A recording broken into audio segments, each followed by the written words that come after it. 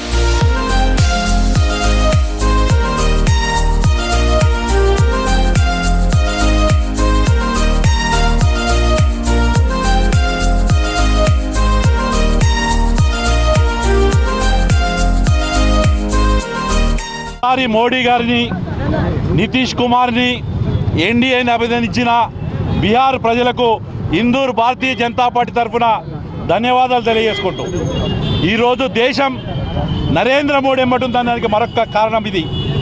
మీరు చూడవచ్చు, parliament election తర్వాత ఏ రాష్ట్రంలో జనరల్ ఎలక్షన్ జరిగినాయో ఆ రాష్ట్రంలో భారతీయ జనతా పార్టీ ప్రజల విశ్వాసాన్ని పూర్తిగా కనుగొనబడ్డది. ఈ యొక్క విజయం అనేది, బీహార్ విజయం అనేది యావత్తు భారతదేశానికి, భారతదేశం ఏదైతే నరేంద్ర మోడీ నాయకత్వంలో మూడో తరం పరిపాలిస్తున్న పరిపాలనకు మద్దతుగా వచ్చిందని చెప్పి మేము తెలియజేస్తున్నాం. ఈరోజు దేశ వ్యతిరేక శక్తుల చేతిలో కాంగ్రెస్ అంటేనే ముస్లిం, ముస్లిం అంటేనే కాంగ్రెస్ అనే పరిస్థితికి ఒకప్పుడు ఈ దేశం ఇందిరా అంటే ఇండియా, ఇండియా అంటే ఇందిరా అనేది ఉండే. అలాంటి కాంగ్రెస్ పార్టీ ఇలా కేవలం ముస్లింలకు పరిమితమైంది. బీహార్ ఎన్నికల తర్వాత విదేశీ శక్తులకే పరిమితం అవుతుంది. ముస్లిం మైనార్టీలు కూడా ఈరోజు కాంగ్రెస్ నమ్మే పరిస్థితి లేదు దేశంలో. ఇక రాష్ట్రానికి పరిస్థితికి వస్తే, జూబ్లీస్ ఎన్నికల పరిస్థితికి వస్తే, జూబ్లీస్లో స్పష్టంగా కూడా అధికార దుర్వినియోగం, దాంతోపాటు ఓటుకు 2,500 నుంచి 5,000 రూపాయలు. ఎందుకంటే ఉప ఎన్నికలు వచ్చిన సందర్భంలో ఆ ఉప ఎన్నికల్లో కాంగ్రెస్ పార్టీ అప్పటికప్పుడు మైనార్టీల మీద ప్రేమ పొలుస్తూ అజరుద్దీన్ గారిని మంత్రి చేయడం, అక్కడున్న 1,00,000 పైచీలుకున్న ముస్లిం ఓట్ల మీద ప్రభావితం చేయడం, దాంతోపాటు క్రైస్తవ ఓట్లు కొన్ని వివిధ రాష్ట్రాల్లో ఉన్న ఓట్లను బలవంతంగా భయపెట్టి ఎన్నికలు నిర్వహించడం.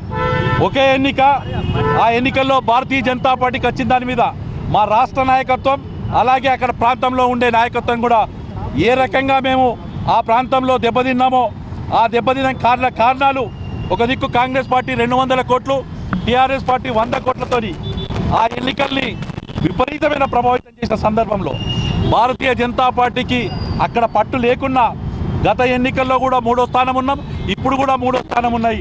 తగ్గిన ఓట్లు ఎందుకు తగ్గినాయి, ప్రజల విశ్వాసం ఎందుకు కోల్పోయినాం అనేది పునర్పరిశీలించుకుంటామని చెప్తూ మరొక్కసారి చెప్తున్నా నేను. ఎందుకంటే గతంలో దుబాకల కానీ, హుజురాబాద్లో కానీ, మునుగోడులో కానీ 3వ ప్లేస్ వచ్చిన కాంగ్రెస్ పార్టీ అధికారంలోకి వచ్చింది.